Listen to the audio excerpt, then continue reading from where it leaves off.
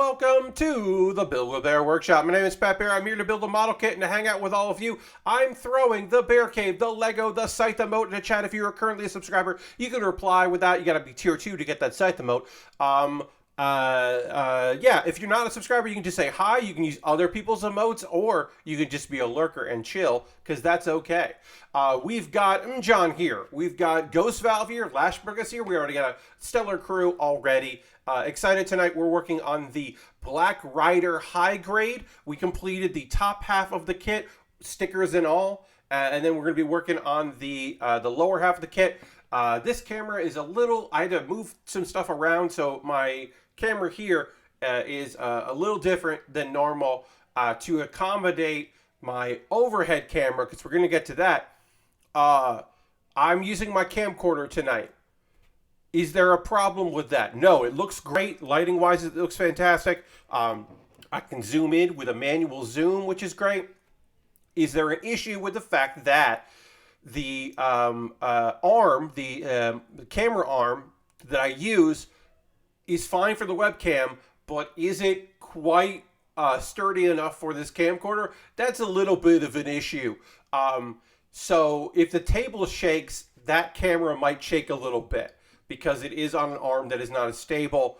We'll see how it goes. I might have to switch back to the webcam until I get a better camera arm. We're going to play it by ear. My hope is that everything's going to be cool, but I don't know. But I am excited to work with that camcorder. I'm actually going to turn the arm thing so I can see what it looks like there, and it's looking good. Once we get into it, it's going to look fantastic. That'll be in a couple minutes. I am wearing a polo, and you might be saying, Pat, you don't wear polos. Here's the thing. I do when I'm going out. I generally, on stream, just wear a fucking t-shirt, a black t-shirt specifically, so you don't see me sweating.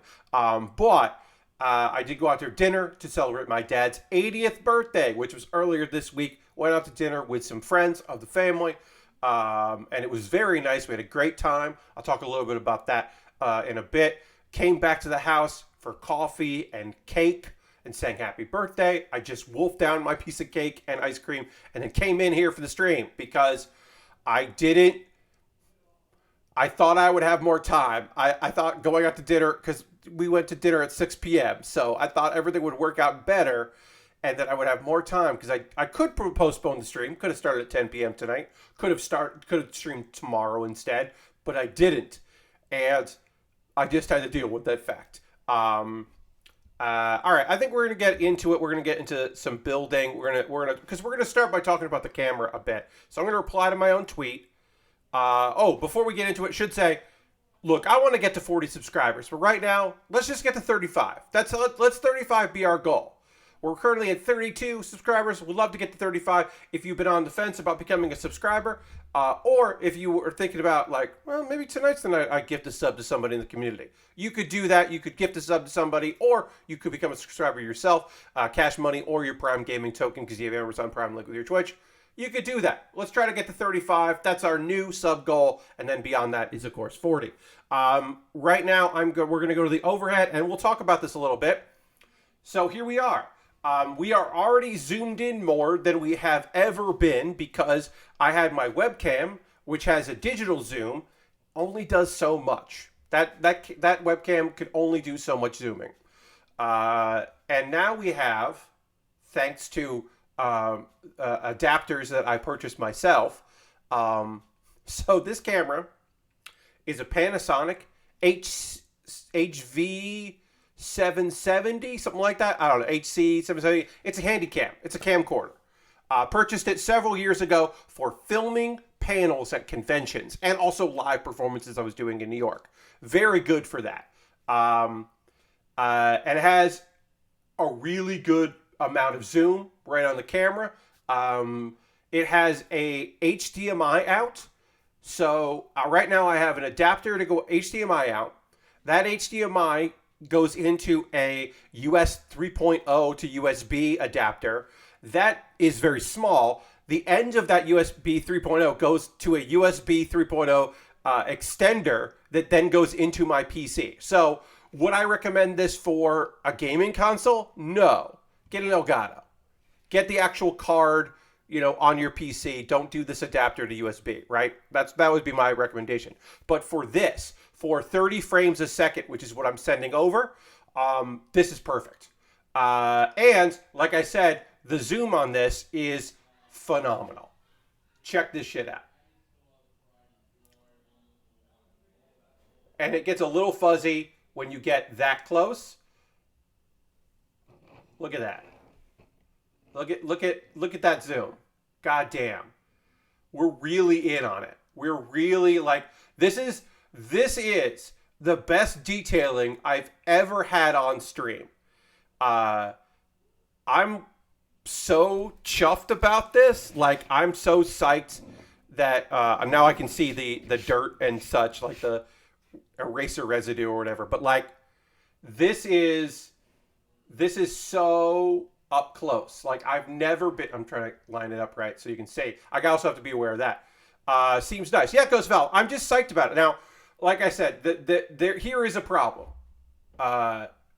Shake. We're gonna get some screen shake because the camera arm that I'm currently have this attached to is a bendy arm that is meant for webcams. It is not meant for camcorders. I'm gonna have to be very careful about putting pressure on this table, bumping this table, all of that. So we're gonna zoom out because we don't need to be this close. We can see we can get pretty far. We can get very far. Honestly, you can just see the remnants. You can see the bell. You can see my my mouse. You can see the end of the monitor stand. We don't need to get that close. We can get closer. But that's the wide. So how's that? I think that's good. That's a lot closer than normal.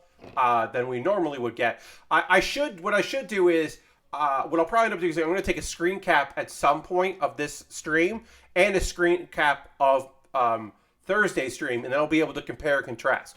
I will do that tomorrow because I will have both videos and I'll be able to do that. But I think that's going to be good to be like, look at where I was, look where I am so psyched about seeing it this close.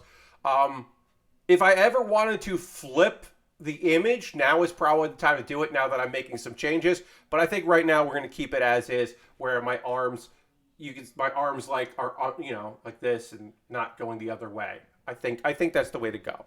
But I'm really psyched about having an actual zoom and being able to let's pull out a little bit, being able to actually like get it really close. Also, getting a better camera arm would mean that I would probably be zoomed in more. It would be above my third monitor, because right now this camera is in the middle of my monitor, the third monitor, and kind of makes it like not super usable. But I'm pretty psyched about how it's working out here. Overall, I'm thinking this is pretty good. Anyway, let's start working on this leg. Since instead of talking about this, let's build a model kit here and get going on it. We'll just kind of put that like right there so you can see what we worked on. Let me just zoom out. I'm gonna be fiddly. This is gonna be a thing on these next few streams, is me being fiddly, and then hopefully. Hey, Dirty wants me to play some ska, so here's some ska. Thank you, Dirty. Also, hi, Dirty. While I pop these polycaps out, we can listen to a little ska.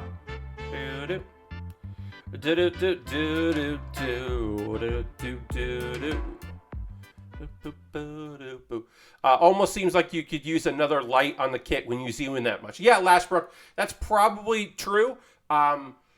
Because we're getting so close. Here's the thing. This camera has a light on it, so I'm going to experiment with that. I'm going to experiment with using the light on my camcorder and then maybe adding in the ring light for extra. I'm going to put. It would also be great if I made use of that camera light just consistently.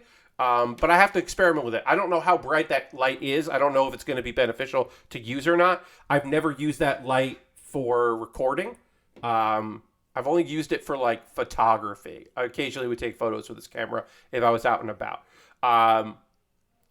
Also, when I have all of my gear, which some of my gear is in New York, I have recorded with this camcorder, but that's when I have like my when I have like my Zoom recorder and all that other stuff, and I don't have that down here, so I just record in OBS when it's time to film things. I hope everyone's doing well on this Saturday. I'm doing all right. Dirty says, evening, Pat and chat. I got to play with my new meat probe today and reverse seared a steak. Hell yeah. That's awesome. That sounds rad, Dirty. Glad you're doing a little work there on your steak. I hope it turned out great. I am full of meat and a little bit of cake. I had a little bit of cake and ice cream here. My dad this week, just 2 days ago on Thursday, turned 80 years old. Did he have me when he was later in his life? Yes. Did he have me around the age that I am now? Also, yes. Sort of, a little more. Yeah, because I am almost 42. So you could do the math about that, about how old he was when he had me. But yeah, today we celebrated his birthday. We went out to dinner. We went to an Italian place. Very, very good meals. And I don't normally eat this. And I know there's some people that are opposed due to the treatment of the animal, raising the animal for consumption. And I understand that and I respect it. And I don't go out of my way to have it. But if you're at a very good Italian place and you're not paying for the meal, maybe you also would be interested in getting veal parmesan. And let me tell you, this veal parmesan was, it's a thin cut, right? Veal is a thin cut. But it was still a huge fucking piece of meat. It was such a big piece of meat, and it was so tender and so good. The sauce was excellent. Here's the thing. You get the big piece of meat, not much pasta came with it. Very little pasta came on the side, which is perfect. Because you don't need a lot of that pasta if you're getting high quality, excellent meat. Marinara sauce, fantastic. Mozzarella, not too much. Good amount on top. Fan-fucking-tastic. Unbelievably good. Could have cut it with a fork. Tender, so good. So I had that for dinner, and that was great. And we went out with two couples that are very close with my father and my mother. They're actually here in the house right now because we came back here for coffee and cake, and which is very nice. So they're spending some time together here, and of course I hung out and then went, sorry, I have to go to work because this is work, as you all know. And then we're like, what do you mean? You gotta go do internet stuff? And it's like, yep, I gotta go do internet stuff. Because, could I have rescheduled tonight? Could I have bumped it to 10 p.m. start time? Yeah. Could I have done this tomorrow or yesterday? Also, yes. But I like consistency. I like to say I stream Monday, Wednesday, Thursday, and Saturday at 9 p.m. Wednesdays are games or other things. Monday, Thursday, Saturday are model kit building. I like to be consistent in that because I know that some of y'all I'm grateful that some of y'all schedule things around it, right? They're just like, oh yeah, well, I make sure that I'm here. And some people, it's like, yeah, if I can, I come in. And that's, both those things are great and totally okay. But unless I'm traveling or like at a show or something, I don't like to reschedule. I like to be consistent. Also, it's good for me. I plan having some semblance of a schedule is great. Because today I had stuff going on all day. I was working on some projects, none of which are creative or anything to do with these streams or anything that I do. It was all just like to make money, and it was fine. I was happy to do those gigs, but it was like, okay, well, I'm gonna do this. I'll finish that up, then I'll go and wanted to go and watch some anime so that we could talk about it on stream tonight. So I made sure to do that. Missed out on Eurovision. Didn't see Eurovision today. Was following along. I watched a little bit of the semis yesterday, so I knew some of the acts. But like, I haven't heard Ukraine, who won. I have not heard the artist that won for Ukraine tonight. Have not heard. I know that. Oh, there were a few. There are a few. Some of the front runners I hadn't really heard. I had heard some of the weirder acts, um, uh, like Norway's performance, which was I was like, oh, that's good. I like that. That's good and weird. But yeah, I can't give a full report on Eurovision because I had other things going on today. So that's fine. But here's the thing that I did want to talk about. I did want to talk about the scam. Uh, so every once in a while, a tweet that I made, um, I get a like on it or a couple likes on it. And it's an old tweet. It's from 2019. So it generally means that if people are liking that tweet, it means that they were looking up on Twitter one of the listed agencies that I wrote down or companies that I wrote down or the address I wrote down. And they are Googling it and then they find it. And this is the scam. And I talked about this on stream, but it was years ago. And I want to talk about the scam because people are always out there looking for work, and some of those people are, maybe you weren't in 2019, you didn't even think about it, but now you are, and you're out there job hunting, and maybe hearing about these red flags will be helpful for you if you are about to be caught up in a scam. In this particular instance, I call it the scam because it is very prevalent in New York, particularly. So here is the broad stroke of it, and then we'll get into specifics. There is a company, and they say, if really pressed, they'll say, the reason why we post on job sites under different names is because there's a limit to how many postings we can do on there, and we just want to see as many candidates as possible because we're constantly hiring new people, and we just need to do that. Really, in reality, they're posting under all of these names because they get negative feedback about, and postings under a name, and when it becomes too much, then they switch to a different name. And why are they doing all of this? Well, we'll get into that. So we'll talk about, so far, marketing job, right? Vague description. Unfortunately, vague description on a job listing is not a red flag. It should be, but it's not a red flag because people are vague, right? They say this is an hourly rate. They don't list the rate. They don't have to. Wish they did. It sucks they don't, but whatever. So they list, it's going to be an hourly rate. It is in marketing. This is, sometimes they'll say entry level position, or, no experience required, but you need to have, college education or bachelor degree or whatever. Maybe they'll say that. So we're back at the Namcot and Ultra days. Yeah. Unfortunately, no experience required is a red flag because so many places want too much. A lot of places want like 5 years experience, but they're like entry grade, entry position, and they're looking for young people just out of college, but they want 5 years experience. And you're like, what are you talking about? That's not how this works. What do you mean 5 years experience? Like, what are you talking about? So, unfortunately, it is a bit of a red flag if they say no experience required. That, unfortunately, is something to pause and think about.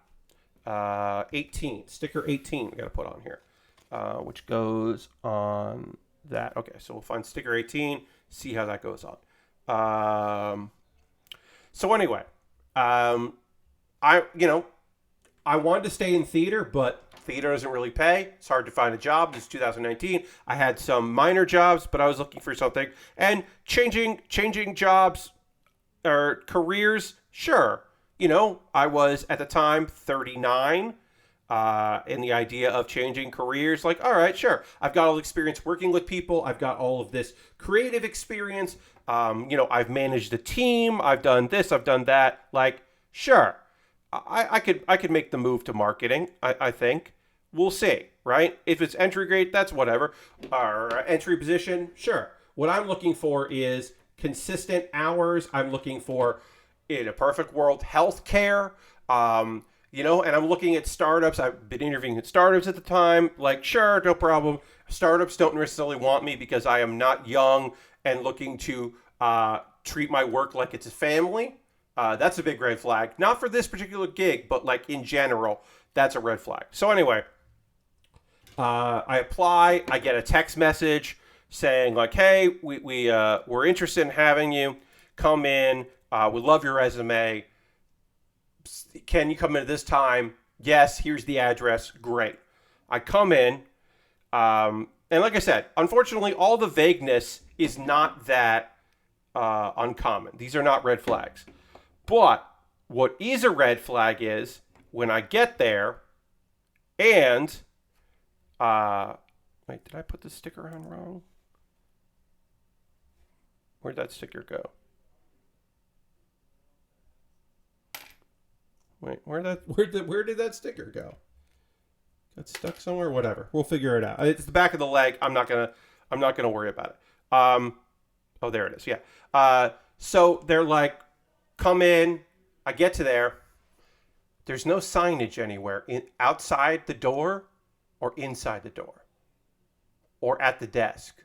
The sign-in sheet that I fill out doesn't have the name of the company on it. That's a huge red flag. That is a ginormous red flag because I don't care how long they've been open. You have the name of the company. You should be promoting that name of the company. Your Wi-Fi should be the name of the company. There should be a thing outside the door. There should be a thing on the door. There should be a thing inside the door. But there isn't. And even on the sign-in sheet, there isn't. And I'm like, this is not... How old is this company to not have any signage? I'm like, all right, well, that's weird. It's not, it is a red flag, but okay, we'll keep going. I do need the work. I didn't cancel anything to do this. We'll hang out. At the very least, I'm going to be interviewing with someone important in the company. It's good to get those practices in because at that point, I hadn't gone into a lot of interviews. So that's good to just kind of like come in, see what's up. Sitting there, and then I'm starting to hear these people like doing like people who are younger than me or around my age, all dressed nicely in this room with music playing. It's like 9 a.m. and music is blasting and they're all chatting, and I'm like, oh, that's fun. It's kind of a fun atmosphere.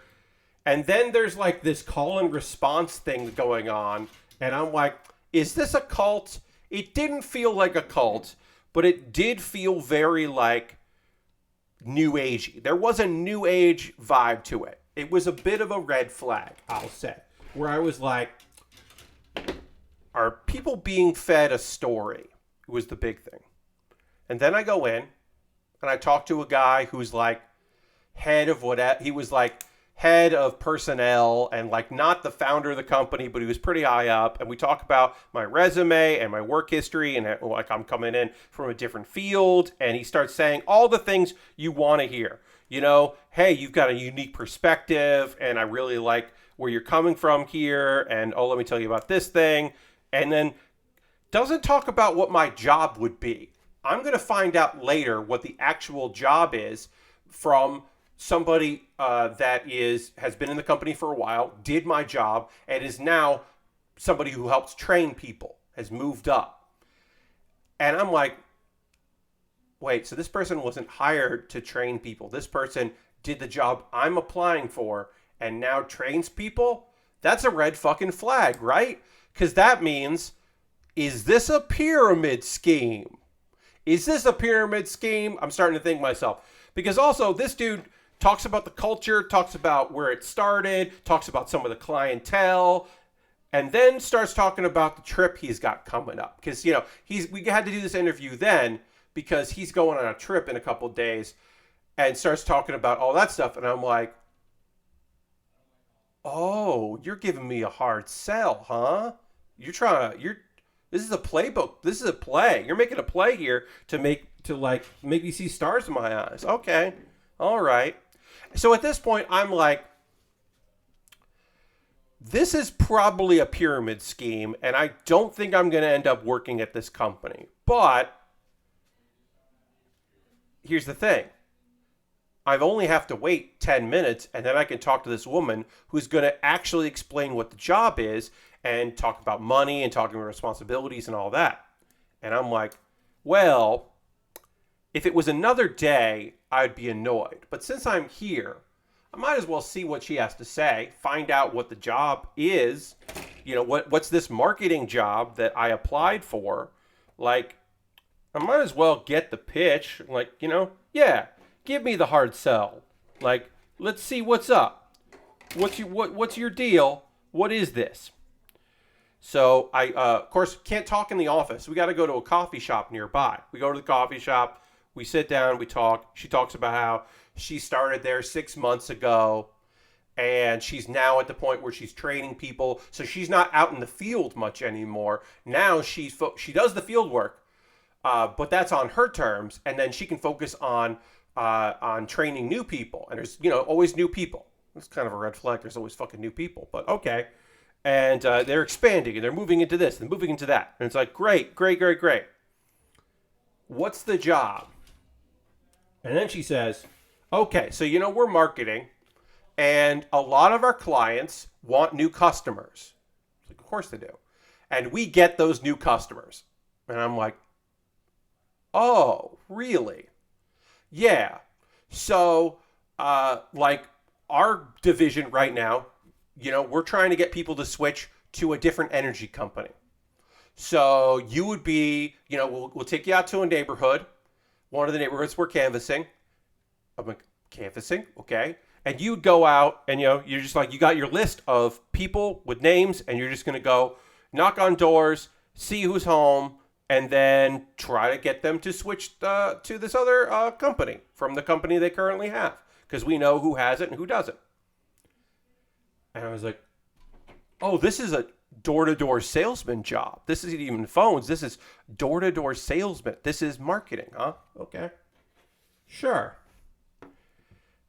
And then she drops the bomb that, well, it's an hourly rate once you get to, like, where I'm at. And I was like, oh, really? So what's it like for what I'm going to be doing?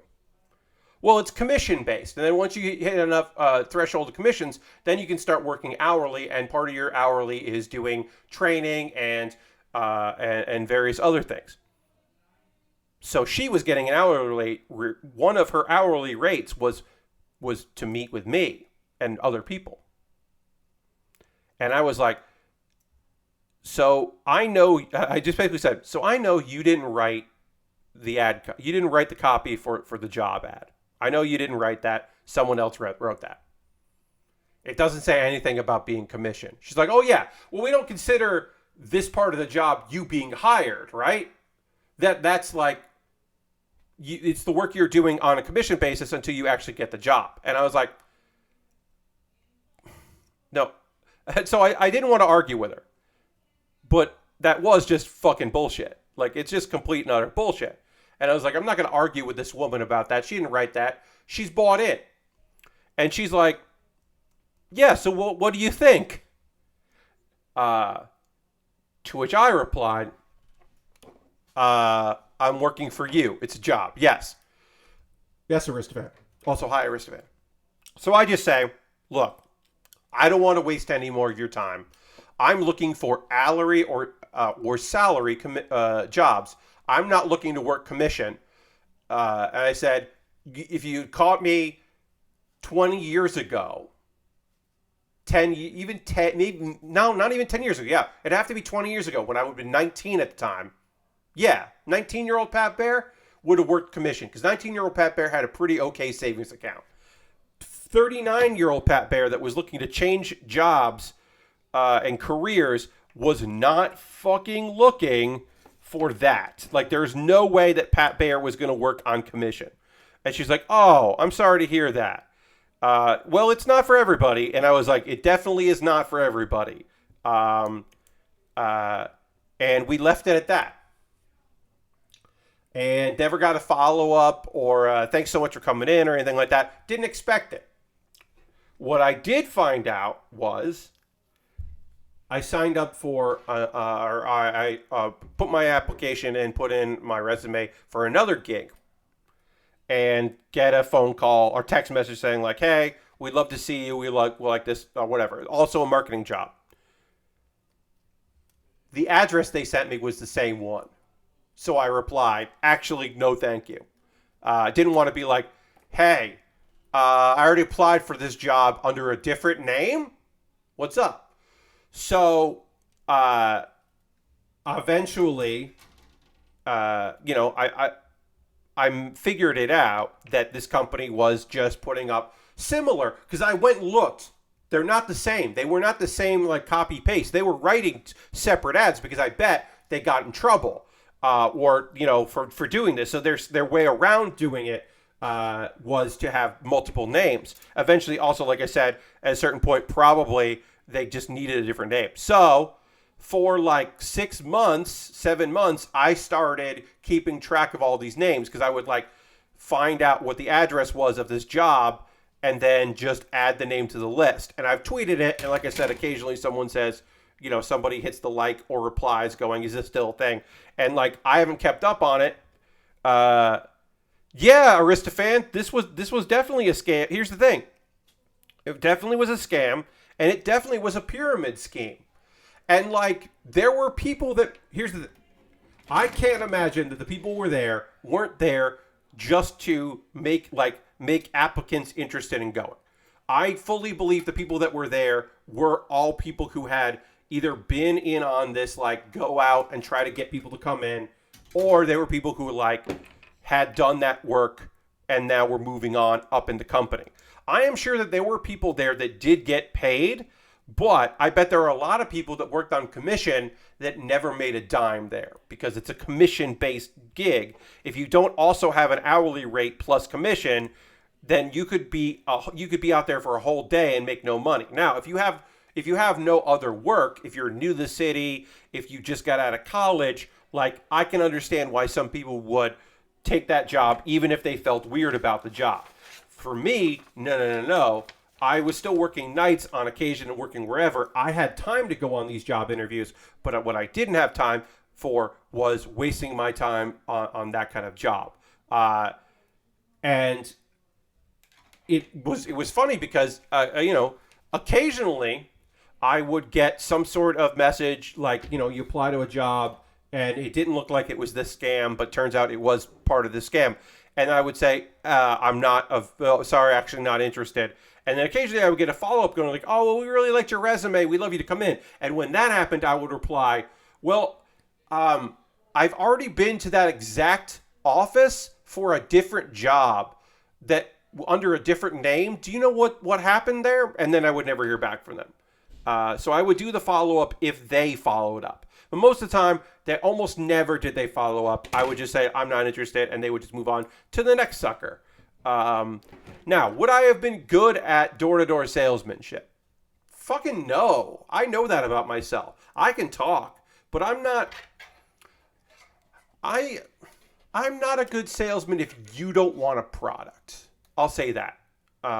My biggest sales experience was, I've talked about this before. I worked at an import store. It was wall scrolls and posters and CDs and VHS tapes of fan subs. It was an anime import store, and I was good at that job because most of our clientele were people that wanted to buy anime fan subs, and they wanted recommendations. They were like, "Hey, I like Dragon Ball. What else should I get?" And be like, "Okay, well, you can get this. We got this. We got volume 1 of this series. You should check this out." And I was very good at that thing. People be like, "Hey, what like, I want to try model kit building. What do I get?" I'm like, "Oh, well, get the 1/100 scale high grade of this Gundam Wing kit, because the 1/100 high grade was very easy to assemble because it was huge pieces, because it was the 1/100 scale. Those high grades, that was a good entry point. Like, yeah, you like this? Okay, get that." Or people will be like, "Hey, my kid really likes Cardcaptor Sakura. You got that? You got Cardcaptor? It'd be like, yeah. It's not in English dub though. They'd be like, yeah, all right, whatever. She just wants more of it. Great. Let's get you some tapes. It was easy. Occasionally, because the store was in a mall, I would have had people come in and they would be like, I don't know what I'm looking at. And I didn't do the best with those people. I would be like, well, we got all this Hello Kitty stuff. It's cute. We got this thing, we got that. Are you looking to pick up a gift for somebody? Like, sometimes I wasn't the best at that. Where I'd be like, I don't know what I can sell you. I don't, you're not sure why you're here. But if they were like, I have an interest, I could help them out. I'm pretty good at that.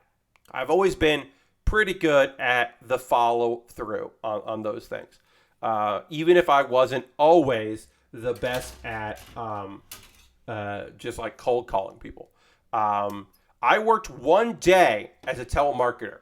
Just one day. Went in to do it because I was like, maybe I'm good at this. I don't know. At that point, I was 21 years old. And I was doing flyering. I would be the guy outside of a place that would be like, you like comedy?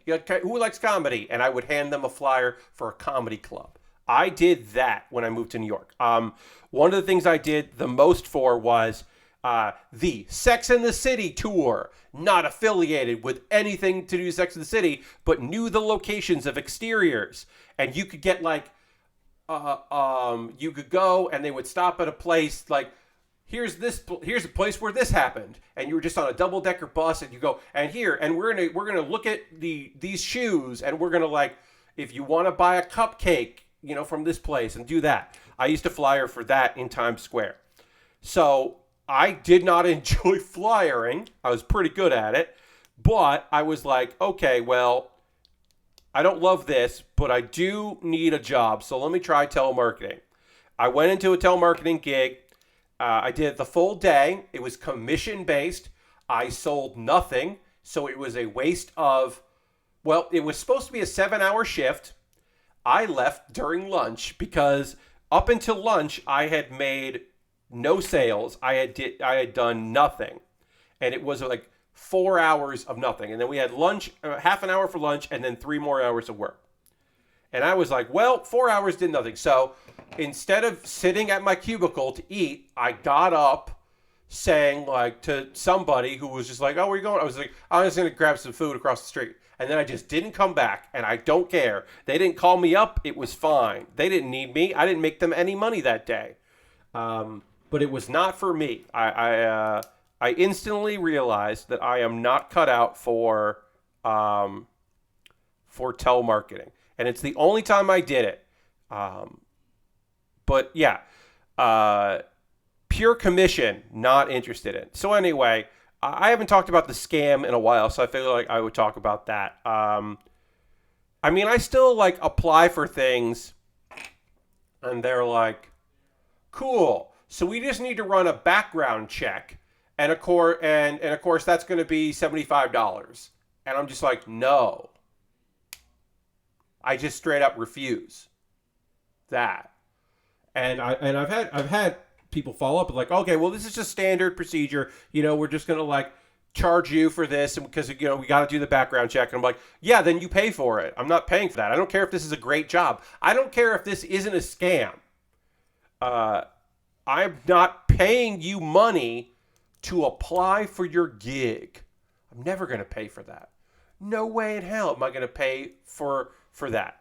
Like, yeah, I don't care if that's standard rate. Like, I'm not paying you to maybe so that maybe you can pay me in the future. Like, that's just not gonna happen. Application fee for a job. Yeah, that's what I'm saying, John. Like, no. Like, because they say, like, often that's like second round, right? It's not the first round. It's like, okay, we really liked it, and of course, we got to do this. Like, because another thing, like, you wanted to run a background check on me. You want information on various things. You want, like, maybe you want a urine sample. Like, whatever. If you want to do any of that shit, that's on you. That's not on me. It's never going to be on me. I'm never going to pay anyone any money to try to get a job. Like I have occasionally been recommended, like, you should try these people. Like, they'll definitely get you a job, Pat. And I'm like, do they charge me money? Do they take a finder's fee from the company, or do they charge me money? And if they charge me money, no thank you. If they charge the company money, that's great. If the company has to pay like a fee because, they got me, and they filled a position, then that's fine. If it's on the company, if it's on me, fucking no way. The same thing with like temp to perm places, because I've worked at a few temp agencies here and there. Specialized temp. I worked at a specialized temp agency, which I really did like, and they still occasionally email me, even though I don't live in New York anymore. So I'm gonna every new one that comes in, I save like in my Google, because I want to have like the right contact info for when I get back to New York. I can be like, hi, I used to work for y'all, and I'm back in the city now and looking to work for you again if you've got anything that comes up.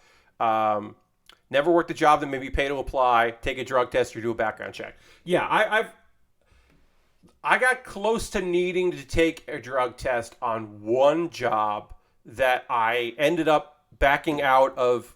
I canceled that because I got a couple years ago, I ended up getting the gig where I was working doing customer service, and that job paid better, and I could work from home because it was just customer service stuff. It was all email based, so I ended up not doing the job where I would have to take a drug test.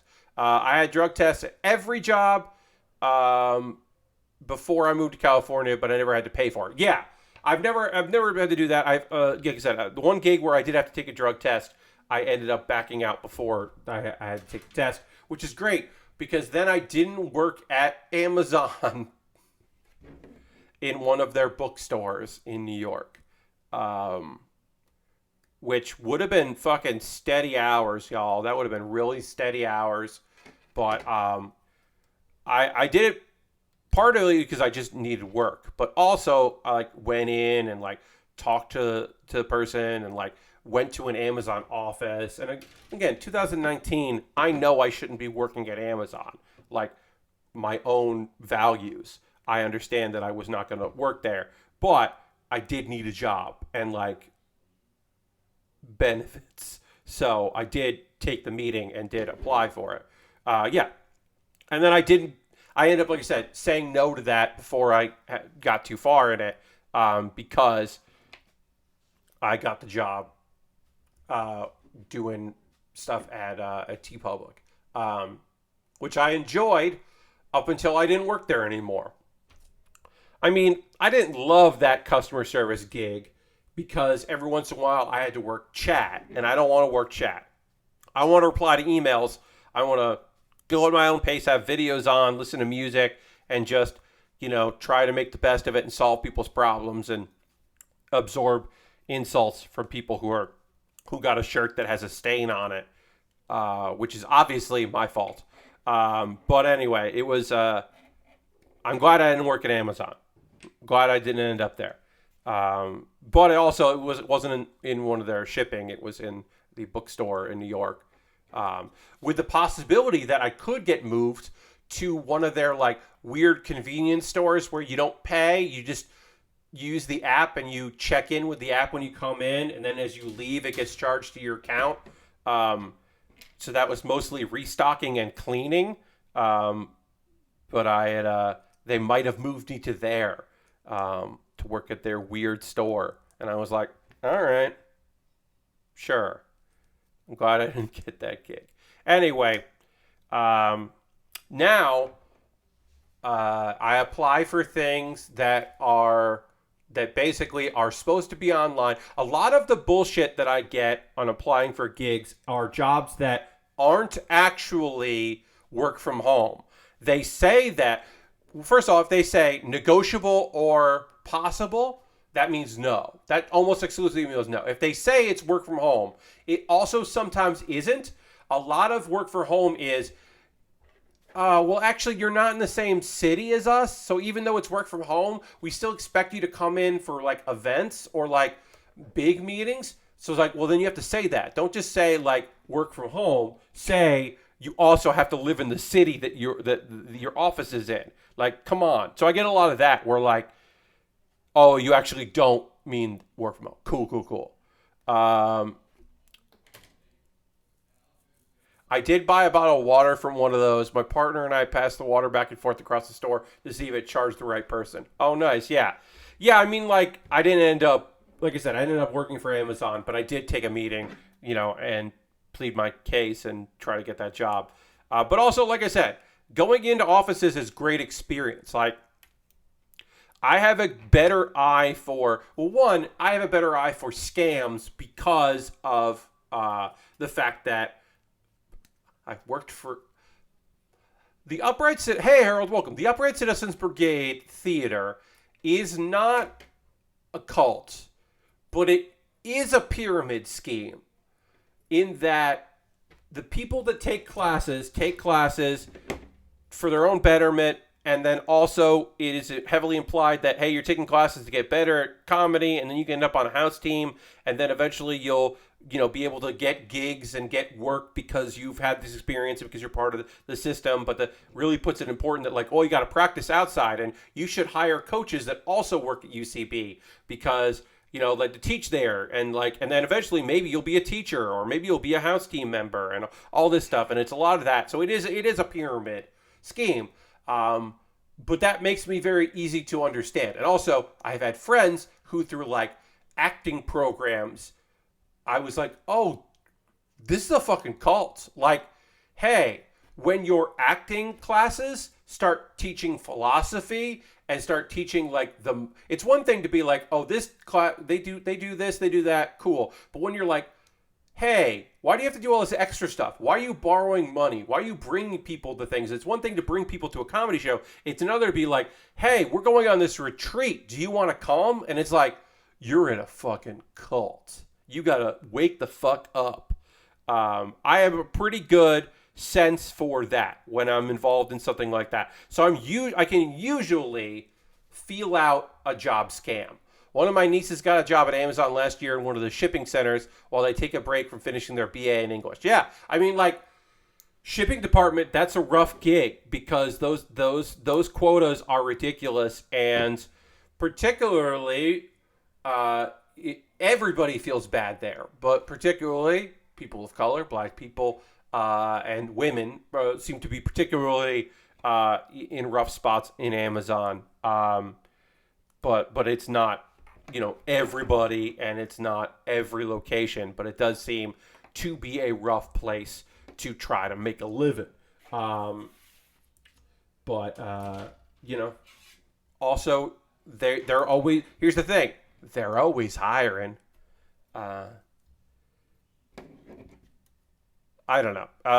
Like right now, the scams I'm getting are almost exclusively just like, but as I said, this isn't actually a work from home. This is that you're looking for this, and this. You're definitely trying to, oh, you actually don't need this stuff. Or it's like, they just built a new one. Yeah. Or you're like, oh, you said this is a salaried gig. It's actually an hourly gig, and it's like barely above minimum wage. And, oh, it's not a full-time job. It's a part-time job because they need you to keep certain hours, below certain hours so that you don't qualify for overtime or anything else. And you're like, and of course, you're not saying any of that because you need me to, you want me to accept this job. So you've got to say this, and this while you tell me all this stuff because you really need me to agree to it now, and then later, I'm stuck because I already said I would do the job. All that stuff. I get that a lot and trying to work my way around it. But also, honestly, really honestly, most people just don't reply. You apply for gigs and you don't hear from them. And like, that's fine. but it can be a little overwhelming. Like you gotta be prepared for that. It's a lot. Like you just like don't hear from people. And then sometimes here's the thing that really like gets me is and I've been having this since I really was looking for work. You apply for a thing, you don't get it. You don't even get a call, you don't get an interview, you don't get follow-ups, you don't get anything, right? And you're just like, "Okay, well, they didn't want me. That's fine." Keep moving on. And then like a month later, you see the same exact job listing. Like not even a different, like slightly. They just put it back up because they're still looking to fill that position. And I will say, I still apply for those gigs. I still apply for the gigs where they didn't want me, clearly didn't want me, and haven't, mentioned it about anybody. But I'm like, well, what about this time? What if the person who is reading these and looking at these is looking at it again? Like a different person is doing it. Or the software they're doing that excludes certain things is just eliminating things. Like, you didn't have this filled out, well, you get eliminated there and they're not even going to talk to you. Like, maybe I'll still be able to, maybe I'll squeeze through this time and they'll, bring me in accidentally. But that's never happened. I've never, on the second time I applied for it, gotten, an interview. It's like, if they want me or they don't, it is what it is. And some of the stuff I do, because it's contract work, I don't even include it on my resume because they would never reply to an email, a reference. I would never keep those as references because they're contract gigs and they meet so many people that they're not going to remember me at any of those places. Occasionally, if I work there long term, the data entry job I have, they would remember me and they might even recommend me for something. But who knows? Yes, John, I agree with you. I also hope that those places unionize soon. We'll see. We'll see what happens. Lots of fighting on unionization. A lot of places. Lots of places fighting that. Almost no company actively wants their employees to unionize because it's bad for their perceived business. Not bad for business in general, but perceived to be bad for business. Certainly. Perceived to be a real problem. So they don't do it. Other things we can talk about. Well, we're going to take a pause for the cause in a minute or two. I'll say this. I have not watched this yet. Outside of the first episode. If you have Amazon Prime, there's a new season. And they say new season. Kids in the Hall made some episodes. I believe it's 8 episodes. It's on Amazon Prime. So if you have Amazon Prime, watch the new Kids in the Hall. People I know worked on it. Someone that has hired me to be on her previous TV show is executive producer on it. Julie Klausner, executive EP'd on it. And the first episode was really fun. I'm looking forward to more of it. Kids in the Hall were seminal act, important to my style of humor and my enjoyment of comedy. I have met, 3 of them by now? Yeah, I've met 3 of them. They were all lovely. All 3 that I've met. Scott Thompson was just a dream.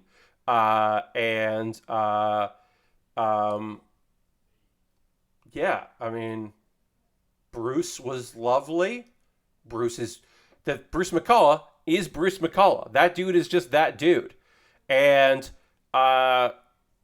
Dave Foley was incredible to talk to and work with. I helped produce, his then wife at the time, was doing a cabaret show and he was directing it at the theater I was working at. So I got to hang out with him a bit, because they're divorced now. So I can say that they were arguing a lot and not really talking to one another at that point. They would continue to be married for quite some time after that, or at least a little while. But yeah, they were arguing a bunch, and so he came by the theater and talked me up a bit when I was working, which was really fun. I teched a couple improv shows with Dave Foley hanging out in the tech booth, and that's just a weird thing that happened to me. And it was great. So anyway, like I said, I have not seen all the episodes. I plan on seeing some of it very soon. But I love Kids in the Hall, and I'm psyched that they're together and working on stuff because they're all fantastic dudes. Fun fact that some of y'all may know. Basically, Kids in the Hall were two duos, different duos that came together to form like a Canadian supergroup. And they were like, we should have a fifth member. And they were interviewing people and talking to people and seeing what was going on. One of the people they wanted was Scott Thompson. Another person that they talked to was Mike Myers, because he had done, he'd been a well-known dude at Toronto's City Limit, or Second City Toronto. Second City Toronto, he had done great work there, and they really liked him, and they met, and he didn't vibe well with them. And they were like, we're going to go with Scott. And then he was fine. Mike Myers, surprisingly, he did all right for himself. So it ended up working out okay. But it's very funny that Mike Myers was almost the fifth member of Kids in the Hall. And that would have been very different because mostly it was just like he didn't vibe quite right. And like he would have been weird. Like his comedy would have been really weird because he wasn't a weirdo. He's not a weird dude. And his comedy isn't weird. And it would have been a very strange dynamic in Kids in the Hall if he had been in there.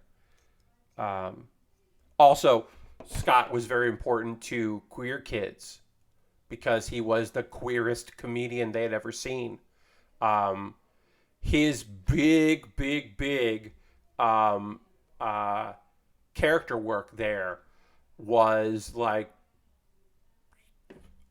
phenomenal. And one of the other things the Kids in the Hall did, they did not have any female members.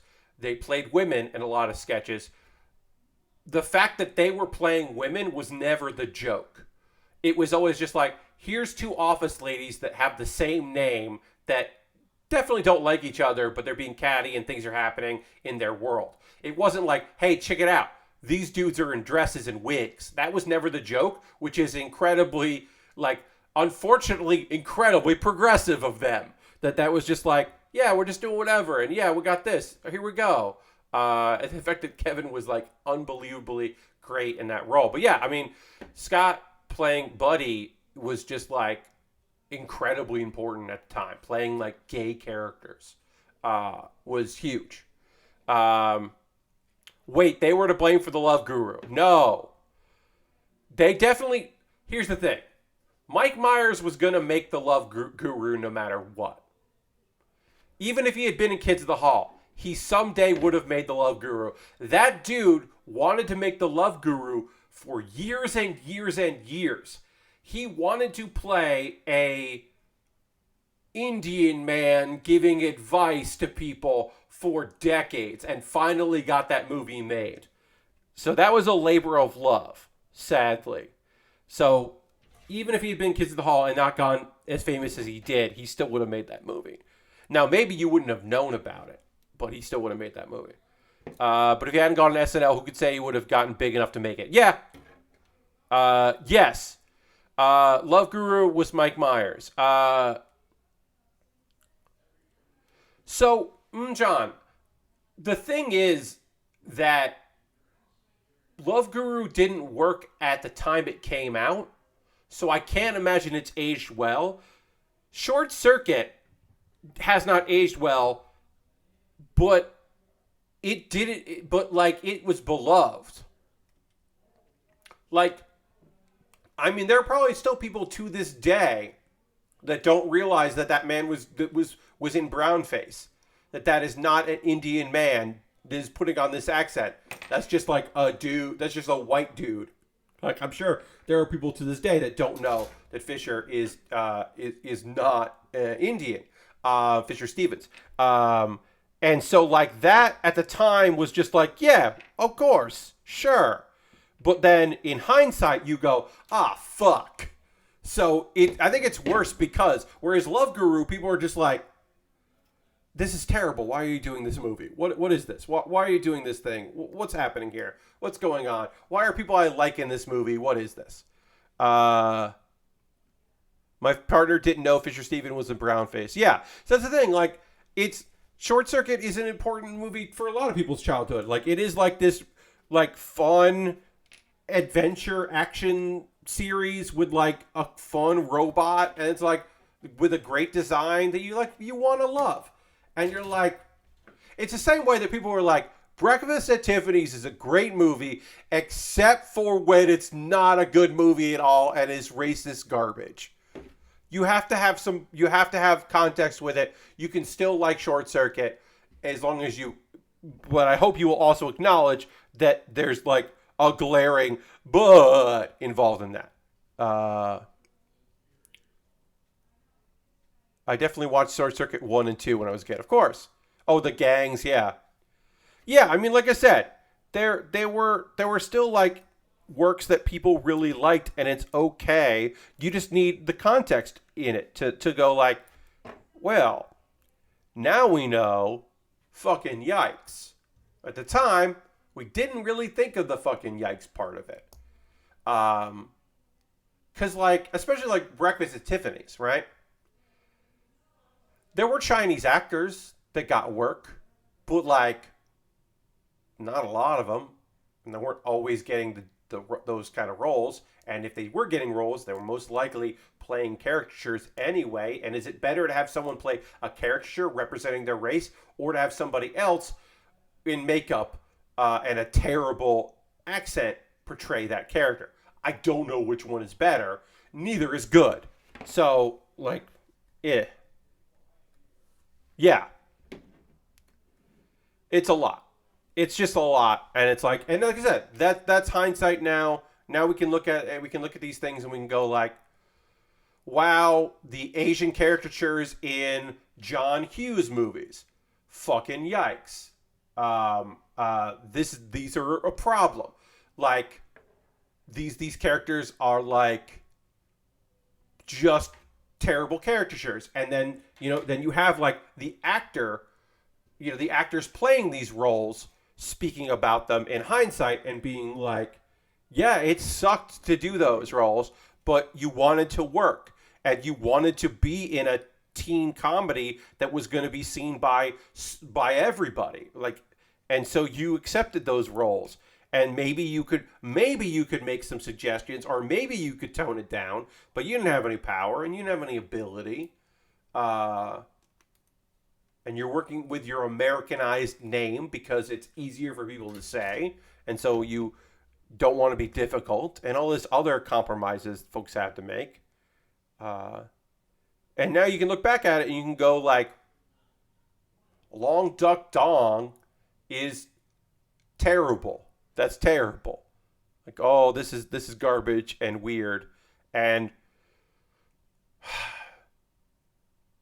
wait, does this character have a camera that does the flash because he's an Asian American, and Asian and the like belief by some people, the stereotype that like Japanese tourists always have cameras and always take flash photography, like people who go to other countries don't also do that?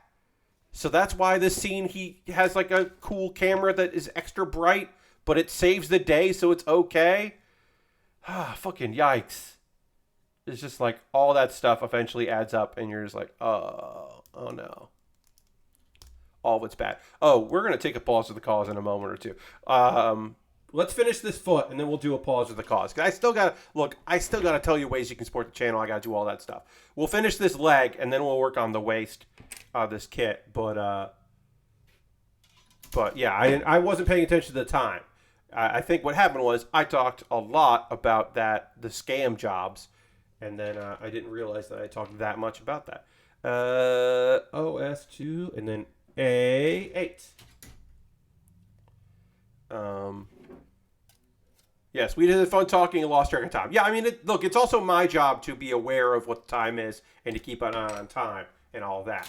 I do have some anime to talk to y'all about. And of course, we will get into some anime conversation. Then we talk about some games at the end. But I'm also like looking at camera stuff and like keeping an eye on all that, trying to keep an eye on this kind of stuff. And now I have like the viewfinder on my camera to look at and all that. Like, I think I got, like, yeah, I think we're okay on there. Does this movie have two Asian guys who learned how to speak English from watching Howard Cosell on the Wide World of Sports? Yeah, I mean, that kind of stuff, right? Like, there's a lot of that. Yeah, there's a lot of those movies that just were like, hey, and there's this Asian character, and he's going to say stuff that's funny. He's not going to understand certain things, and then he's going to eat things that we think are that we wouldn't eat, and it's going to be a really funny thing. And like, maybe he'll have even though there's been all these misunderstandings, he'll actually say the very poignant thing at the end, and everyone will learn a valuable lesson because of him. And that will seem really weird because the guy that doesn't get it actually gets it. High fives, high fives, high fives.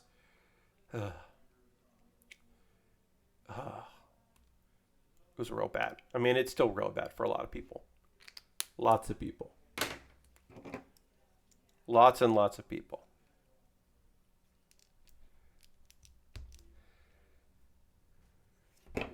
All right. I mean, I have a couple friends who are very Greek, and they get called in for Middle Eastern roles because the people who are casting think that since they are not actually Middle Eastern, then they can be like, this is what we want from you. And they would be uncomfortable saying that to a Middle Eastern person. So they say that to a Greek person, and they're like, you know, you look foreign, but you're not. And it's just like, wow, fuck off. Ugh. It's a whole thing. It's a whole lot. All of it is bad. All of it is bad. But you know what isn't bad? You guys. Y'all are not bad. You're great. We're taking a pause for the cause. This is an informal couple minutes where I talk to you about ways you can support the channel. All the things I'm about to say here are optional. You don't have to do any of these things, but if you would like to do one of these things, you totally can.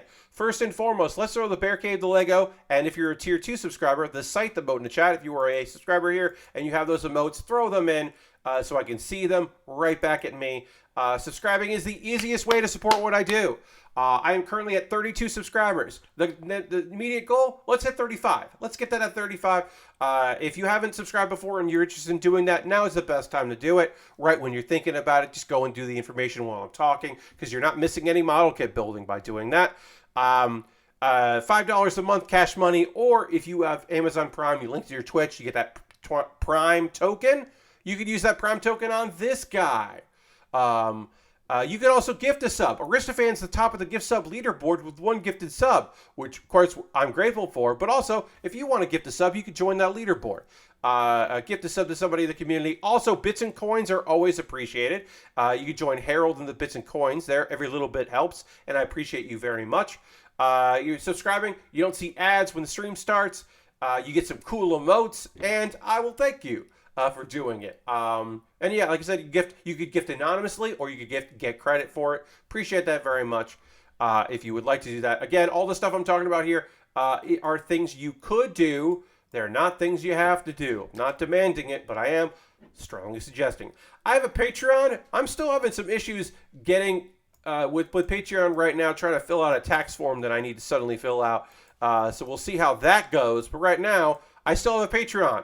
And you can join my Patreon at the $1, $3, $5, or $10 tier. Different rewards for the different tiers.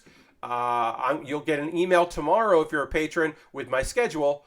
Oh, Harold just cheered 15 bits, so we're going to hit the old cha-ching. Thank you very much, Harold, for those 15 bits. Harold's still at the top of the bit sub leaderboard. Appreciate that very much. Thank you, Harold. Yeah, so I got a Patreon, different tiers, different rewards. Tomorrow I'm going to send my schedule out because it's the middle of the month. So I'll send out a schedule for the rest of the month so that people know what I'm up to there. And I have a YouTube channel. Of course, subscribing is free. And if you haven't already, just click the link in the chat. And if you're watching this later on YouTube, what's up, YouTube? You can find it in the show description. Just click that link and subscribe to youtube.com/PatBear. I post a video every other Monday and a video every single Wednesday. I'll talk more about those later. But yeah, if you become a member, obviously subscribing is free, but you can become a member, $2 a month. You get my Wednesday videos on Tuesday, and I haven't fucked that up yet. Every Tuesday you get the Wednesday videos, so take a look at that. See if there's something that you would like to hop in on for that. And also, those are monthly ways to support me. But I know that some people can't do monthly. Or they don't, not even that they can't afford it, they just don't want to. And I get that, I understand. But if you would like to support me financially, like a one-time thing, well, I got a coffee and I got a PayPal. And you just send me money through that. Everything I make through direct donations, YouTube, Patreon, and Twitch all goes into a fund. I take money out of it to buy kits. This kit is a premium Bandai kit. So I had to spend real money on this kit, which I did, and I was happy to do. So if you want to continue to support me, help me out financially that way, you could do that by any of those means so that I continue to buy model kits and build them. If you want to support me but like monthly is not a thing, but you're just like, I don't know, Pat, I could buy you a model kit. Well, I got an Amazon wish list with kits and equipment, and you could buy something from there.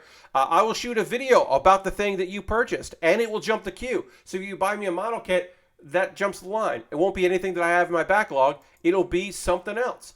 I've got Lego kits, inexpensive kits, some Pokemon kits there on the list, inexpensive kits, expensive kits, kits that are on sale and might jump again, kits that have Amazon Prime linked in, some that don't, some that have dropped in price a little bit, some that are like very expensive. And why is this the Gundam Seed Mobile Gin? Why is the Mobile Gin $73 right now? I don't know. It's a master grade, so it's going to be a little pricey these days.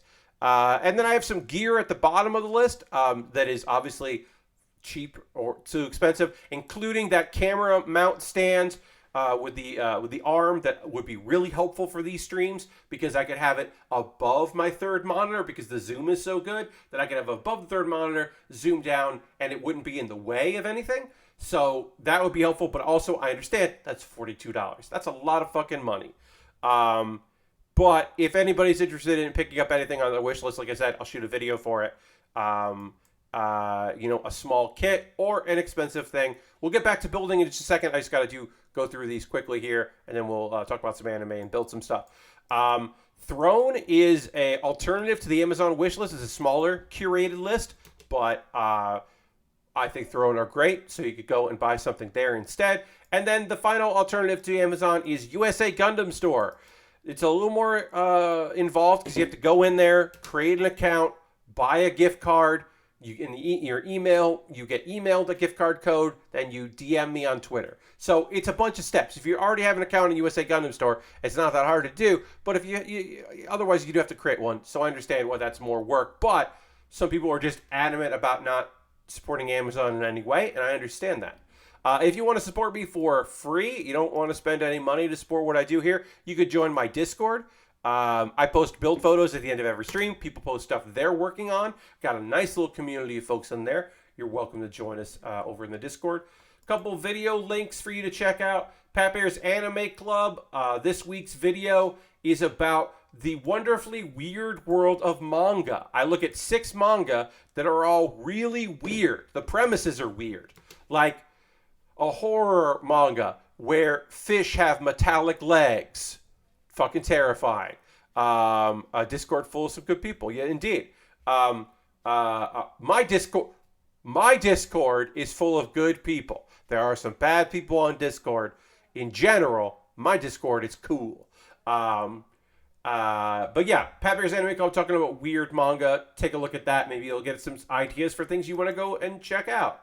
Maybe you want to read an isekai with an incredibly bizarre and horny premise. I don't know. Also, another video to check out is Do You Remembaer, my weekly Wednesday series where every week I read an article on the internet and then I try to remember everything from it and explain it in a hopefully educational and entertaining fashion. And this week I talked about Doug. And Doug is a potato, a New Zealand potato, a very large New Zealand potato with a twist. And I won't tell you what the twist is. You got to watch the fucking video. It's a good twist about this potato named Doug. Next Wednesday's one, the upcoming one, I need to find some fucking photos of this shit, but I'm excited about it. It is about I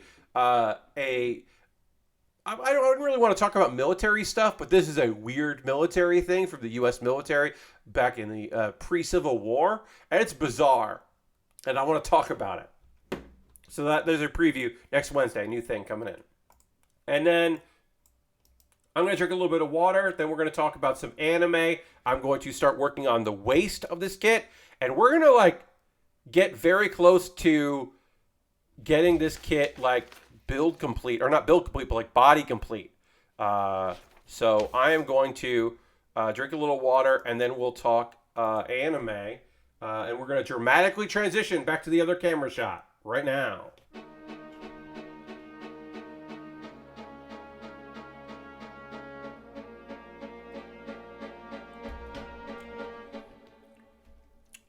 Drama. All right. One quick thing here. Let me just check this. Okay. I had a flashing thing for a message. It's nothing. Nothing important. Okay. Kaguya-sama, Love is War. I thought that this was going to be like a multi-part, like, or the full episode, but these days in season 3 of Kaguya-sama, Love is War, Ultra Romantic, which is the 3rd season, as I said, most of these episodes are just like 3 chapters of the manga. Like they're connected, but they're not like, there's not a lot of cliffhangers in season 3. It's mostly just like, yeah, all right, we're at this point, and now this thing happened, and then we're going to continue the larger story, and then maybe focus on some smaller moments. This was the parent-teacher conferences. Chika goes well. She, like, makes a joke about the job she wants is to be prime minister, and but she says it in, like, a straight-faced manner that the guy is like, I didn't get that joke. I didn't know if she was joking or not. Which I think was very funny that she was actually thinking about being prime minister. That's very funny to tell your high school, like, you know, teacher or whatever. So Kaguya's family doesn't come. They don't come. She knew her dad wasn't going to come. She doesn't know who's going to come to represent her. Well, it turns out to be her assistant, Hayasaka. Her mom shows up. And we find out the Hayasaka is a mommy's girl, which makes sense. Her mom, like, works for this family and is, like, assistant to somebody high up in the family. So the mom and daughter don't see each other that much. So it is cute. It's weird to see this character that is pretty devious and pretty, like, you know, like, in my opinion, like, not the most trustworthy character. It is weird to see her be, like, just like, I don't know, a teen girl, like even like a little younger than a teen girl.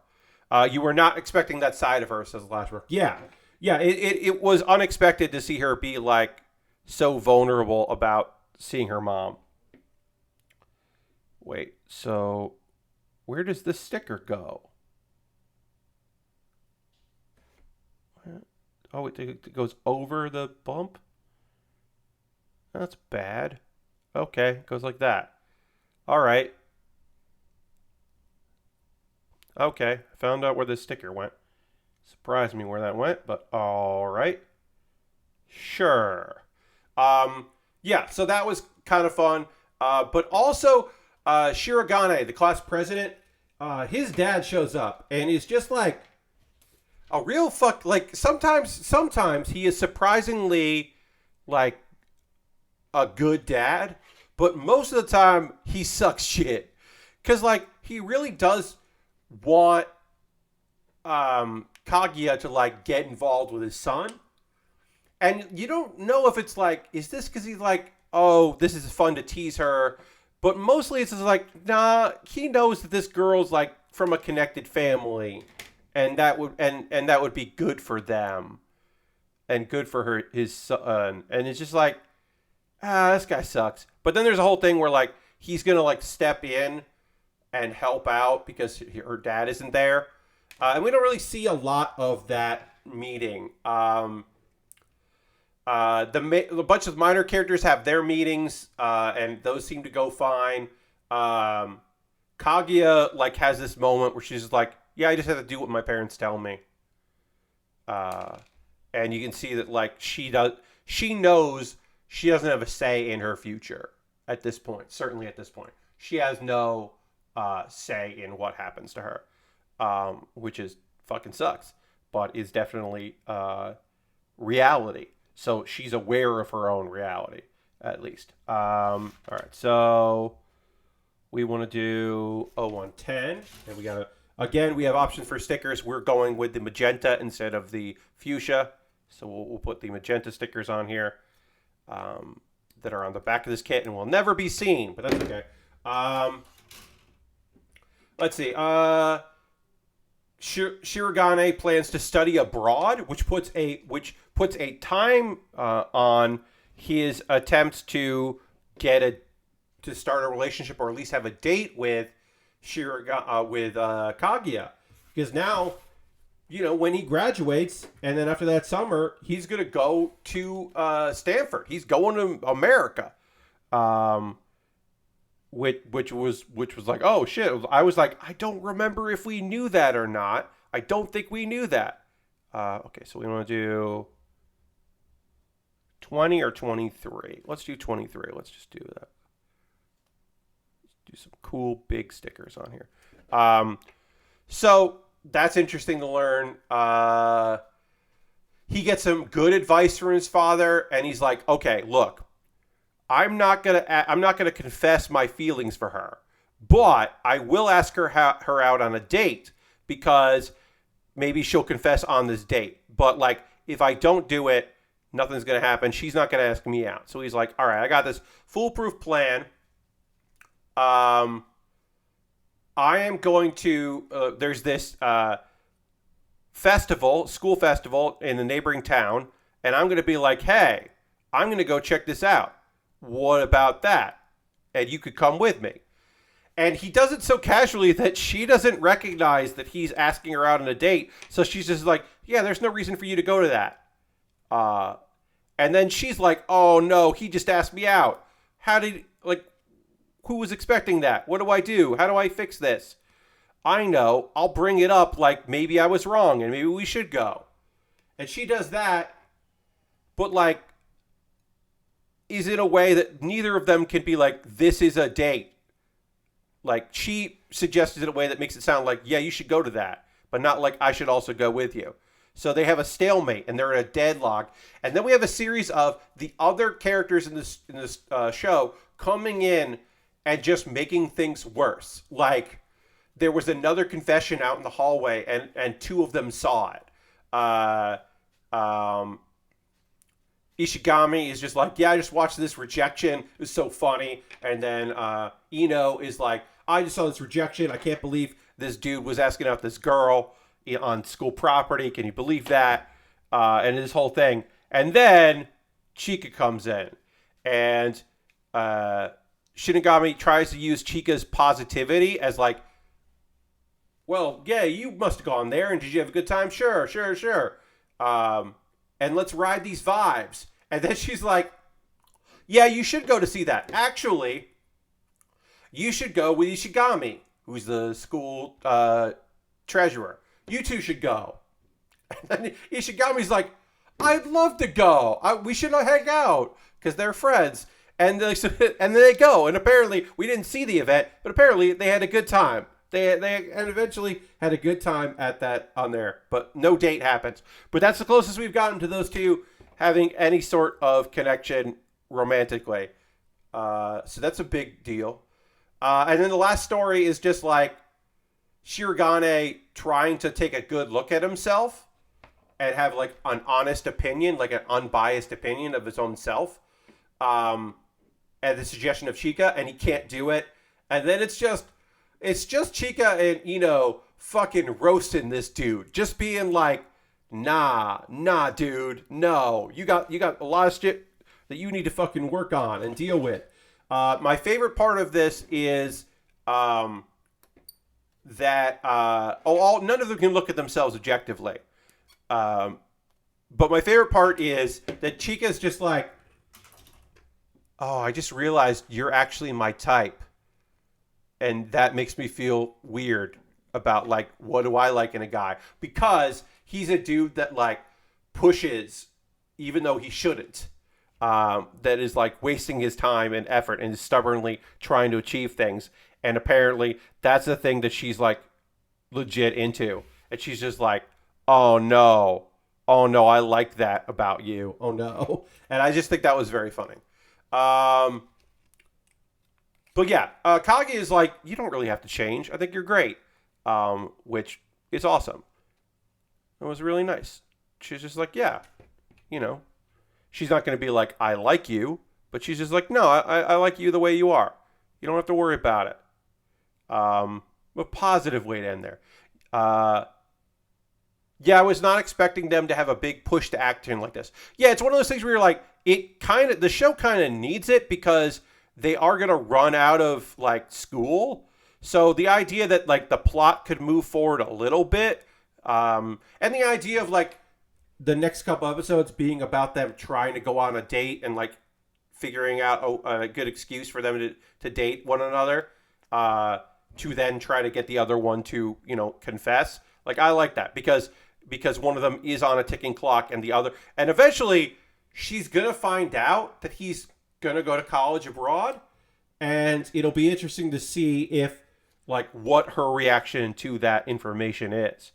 I would have to assume that she will not, that it will spur her to some sort of action, and then we will just see more of them trying to get the other to confess their feelings, is my assumption. But yeah, that's Kaguya-sama Love is War. Aharen-san is another show that, like, has just, like, a bunch of stuff going on, but it's just, like, several chapters of a manga all rolled into one episode, and was pretty good. This episode was pretty damn good. Okay, how does this sticker connect? It goes here? Yeah, all right. Big points of this one. We got to see Aharen forgot her lunch, so she has to go buy stuff at, like, the school store. But, you know, there's only so many pre-made bento boxes. And she's tiny, and no one can hear her. So Rido comes up with the great idea that Aharen rides on his shoulders. But then eventually she ends up crowd surfing to the front and comes back with a melon bread, which is not the same because they ran out of bento, but it's something. She can eat something. So it did work out okay. And then he's just like, eat my lunch. I'll eat the melon bread. I'm not that hungry. You give me some of your food all the time. Well, they didn't have to do any of that. All that goofiness, no problem. Because Haren's big dog, because she's tiny, so whatever, but, like, it is a large dog, shows up with her food. Like, brought the food to school, which is pretty great. And then basically they still trade lunches, and he can't eat. She somehow eats all that food. He can't eat all of it. They play Old Maid with a couple other kids in their class on their lunch break. And here's the thing. This is the large point of why I like this show, is that the main dude is not, like, a blank slate or a wet blanket or just the, like, nice guy trying to help out this weird girl. He's also really weird. And in this episode, he does also acknowledge, I'm always jumping to conclusions. I got to be careful with that, because he's, like, trying to psych people out. He has all these grand plans of how he's going to win or at least beat Aharen in Old Maid, and he just doesn't ever win. Nothing ever goes his way in that. And I like that he's like, oh, I shouldn't, like, think all so hard, but also I want to plan things so I know what's about to happen. So he's like, he can anticipate things, but he's just not good at it. And I enjoy that. I like that about the character, that he is at least mildly self-aware that he is, like, bad at certain things. I don't know. I think it's good. And funny. Let's see. Also, my least favorite part of the show, we have Futaba. Futaba is a young girl that thinks that Aharen is her rival because the boy she likes thinks that Aharen is cool and calls her like master. Yankee Aharen was the best. Yes, Yankee Aharen was pretty great. Bad boy Aharen. Um, but yeah, anyway, Futaba ends up learning how to cook like lunch, like a lunchbox from that, but doesn't understand the idea that you need to make it fresh every day. So she ends up making this boy sick. But yeah, she's my least favorite part of it.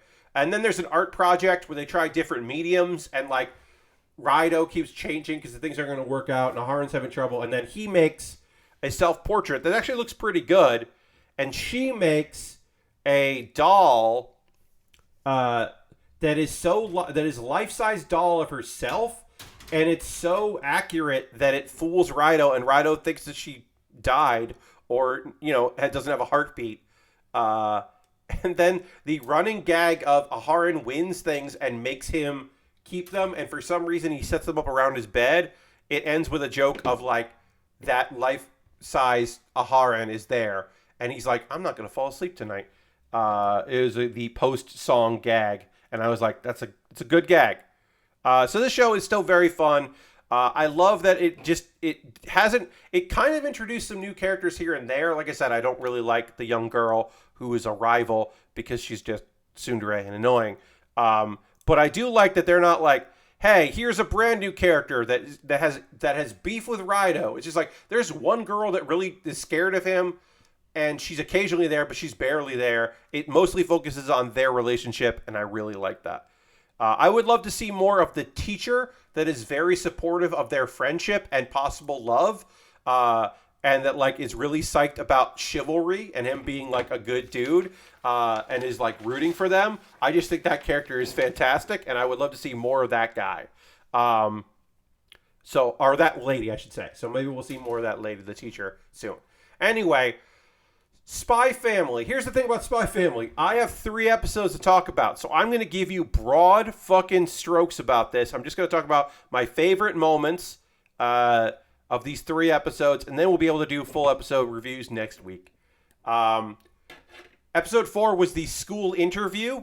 Basically, the plot: Spy has to get access to this like head of a party and become friends with him, and the way in is to have his kid and this guy's kid know each other from school, or guys' kids know each other from school. So he's got to have a kid and get that kid into this prestigious academy.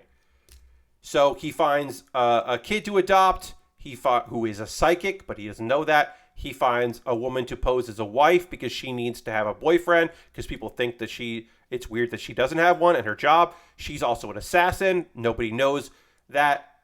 Everybody doesn't know about the other person except for the young girl, Anya, who is a psychic and knows that her father is a spy and her mother is an assassin. She is aware of all of this stuff, but she doesn't say anything because she's a kid. So yeah, they have to be put in situations to test their elegance. Lloyd navigates all that. He recognizes right away, I know what's going on here. I know what is asked of me. I know what you want for me to do. I got this. I got no problems. Then there's some animals that get loose, and we get to see Yor basically fight a cow, like a wild cow. And then Anya is real nice to the cow because Anya has empathy, because she's an empathetic little girl that has psychic powers. And it's a whole fucking thing. But yeah, she has empathy, and we get to see her empathetic nature, which was real cute. All right, so one of these is 17, 18. And we're now working on the backpack portion here, which are our weird disc things, because we're body complete on this kit. So now we're going to be assembling this disc thing and then building weapons, but we probably won't get to the weapons. We'll just get to this tonight here by like getting this connected and then getting stickers on this, because of course these have a multitude of stickers. Why wouldn't they? We'll get them assembled and get some stickers on here. Anyway, one of the headmasters is a bitter divorcee, and he doesn't love the idea that they're remarried. That Yor and Lloyd are remarried, theoretically, or in fiction. So he tries to make Anya cry by talking about his real, his old mom or her old mom, and Lloyd and Yor almost fucking lose it at the same time because their adopted daughter, who is a sweetheart and a weirdo, like this dude made her cry, and they are like fucking pissed. Anyway, that dude gets punched by the guy that likes elegance and really was rooting for them, and he gets demoted. We find out because of that incident. But anyway, they're like, you didn't get in, but you are waitlisted. And okay, so the middle piece we need is 26, which is 25 or 26, which is going to be this one. Okay, great. Because we want to do the fuchsia.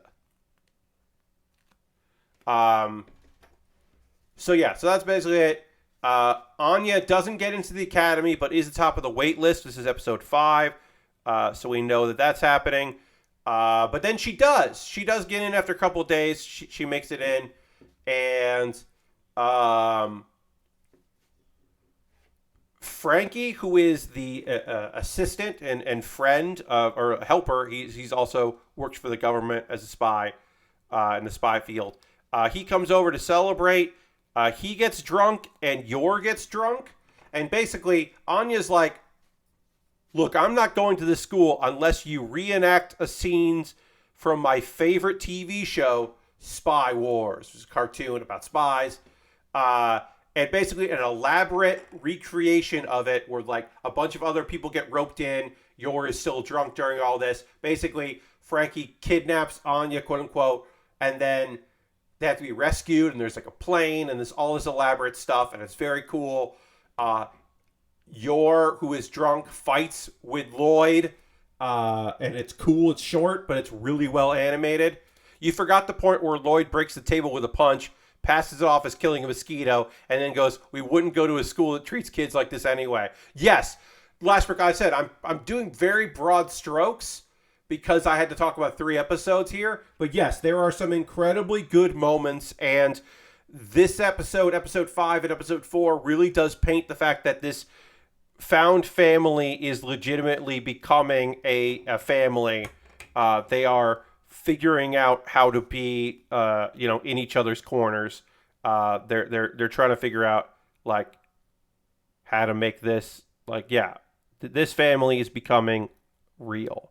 All right, 28 is this one here. Okay, so we got to put a lot of stickers on this, as I said. There's a lot of color correcting stickers on this here, so we're doing a bunch of them. We don't get all of this done. Anya promises to do well in school, and that's the thing. Episode 6 lets us know she's got to fucking do well in school. She fucking has to do incredibly well in school because she needs to basically make the equivalent of the honor roll.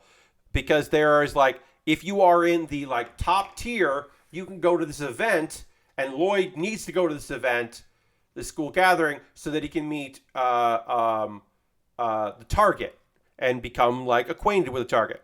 Anya, and also if you do bad in school, like you get demerits, then that's possible. And Anya's going to be in trouble because she immediately starts getting picked on by Damien. The kid's fucking name is Damien. He is the target's second son. And then Anya eventually loses her cool and gets a demerit. But we do have the meme face. Anya's meme face went viral in manga form years ago. Where she is remembering advice she got from Yor that was basically just laugh it off. Just give them a smile because people that pick on you don't expect that. They expect you to react. And if you're just whatever, this is kid stuff, you can just do that because you're a proper lady. Oh, you can be a big sis. You'll be a big girl if you just go like, and you don't let the small stuff bother you. So she gives this like smile, like, oh, what are you talking about? But it's more like a smirk. It's this like one of Anya's best faces, but I can't really describe it. But it is adorable. It is this adorable like, why would I care about you? Which is fantastic. There's a clip on it on Crunchyroll's YouTube channel. You can go check that out. But also this episode, Yor kicks the shit out of some guys that are attempting to kidnap Anya from the grocery store, and she whoops their butts. And I can't remember if they were just dudes or if they were like related to anything, or if we don't know that. I cannot remember. I apologize. But yeah, good episode. Spy Family is still like the hit of the season. There's just so much good stuff. If fan art is any indication of popularity, Spy Family is the most popular show of this season, because holy shit, people love to be drawn that family. They were just hoodlums. Okay, thank you, Lashberg. I couldn't remember if they were like related to any of, because all three of them have like shit going on. Anya has less shit than the other two, but she still has shit going on. Because you still, experiment. Let's see. All right, I need 27, and then I can do the outside stickers, but let me do 27 all around this part here. I gotta fix this. I didn't put this on straight. Oh no.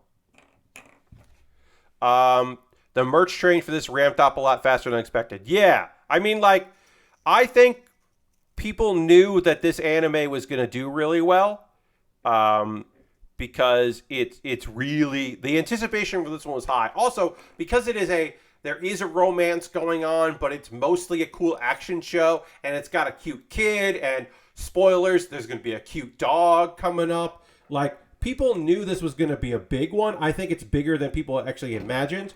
Like, because other folks are just like, there are other folks out there that are just waiting the days patiently for, what show would they be waiting for? Oh, they're waiting patiently for like Chainsaw Man to like come out. But that's like really violent, and it's going to do well, but it does have like a limit of reach, whereas this, like, people are just so fucking gung-ho for this, like, cool adults who are in dangerous lines of work, also being like a loving family to this like precious kid that loves peanuts. It's just adorable. It's an adorable show. And I think that's it as far as the anime stuff. Obviously, Monday, we got Manga Monday coming in. We're going to talk about some shows. I'll talk about, and talk about some manga and all that. Yes. Chainsaw Man is going to be big. Don't get me wrong. But, like, Chainsaw Man is going to do really well for people that want to watch violent anime, right? Like, yes, it has some interesting stuff to it. It's visually really interesting looking. I don't know how it's going to translate in the anime. It's a popular manga. Don't get me wrong. I'm not saying it's it's totally like popular. It's going to do really well, but it does have a thing of like, if you were okay with the gore and the violence, this is for you. Whereas like Spy Family, like, even if you don't like all of the action scenes, it's mostly the comedy of like this psychic girl trying to like figure out what's going on, and them like trying to play each other and keep their identities going, and then also like maybe falling in love. And if you like the action stuff, there's plenty of action and cool scenes and like fucking like lots of cool, exciting moments. And like it's got a good mix of those things, and I think that like it's no surprise that it's really hitting people very hard. Yeah, totally understand. Well, people like different things, right? Like, I like romantic comedy stuff, but I also really like action shows. So when I can get a mix of that, it's really fun. But like, I still watch power fantasy shows because I do like power fantasy shows, especially like goofy protagonists. Like, I really like Skeleton Knight, because this dude is just a fucking gamer. This dude is just like, I'm in an elf stronghold. This is some fantasy shit. Holy crap. That's a cat girl. And she's also a ninja? I just met a ninja. Hell yeah. He's like very psyched about all this shit and like clearly like having a great time. And also he's like an overpowered knight that is just like, yeah, I'm really strong. I got good armor and like I can use spells no one's ever heard of. That's like lost spells. It's like I'm having a great time. I don't care that I was isekai. He hasn't given a thought about the fact that he was like a human dude and is now a skeleton man. He's just like, yeah, what's up? This is fun. Yeah, I would say that Chainsaw Man might be a hard sell to people that are like, hey, I've heard good things about that. It might be a hard sell if you're not already into the genres or subgenres that it's in. Whereas like Spy Family, you might be able to be like, hey, he's a spy, she's an assassin, the daughter's a psychic. None of them are honest about that, but they're coming together. And you'd be like, oh, I'll check that out. It's got it's got a little noir and it's got a little whatever. I think you could sell that show to somebody that like says like, oh, I don't watch a lot of anime. I think you could like convince them to check it out. Whereas I don't know if you could say like, so Chainsaw Man's really like gory, but he's a sweetheart and like he is a Chainsaw Man, but that's because of this thing and it's really fucking sad to start off because it is, and it's just a brutal show. It's rough, but like, yeah, and also, it hasn't come out yet, so we can't say how it's gonna look. But anyway, we're body complete on this kit, and we're gonna finish up the backpack and the weapons on next stream, and then we'll start a new kit. I don't know what we're gonna start on the next stream, but we'll have a new kit to start. And I'm gonna have to. This camera is not perfectly lined up right now. It's not perfectly straight here. I can tell. Because now it looks good like this, but that's not lined up right for me.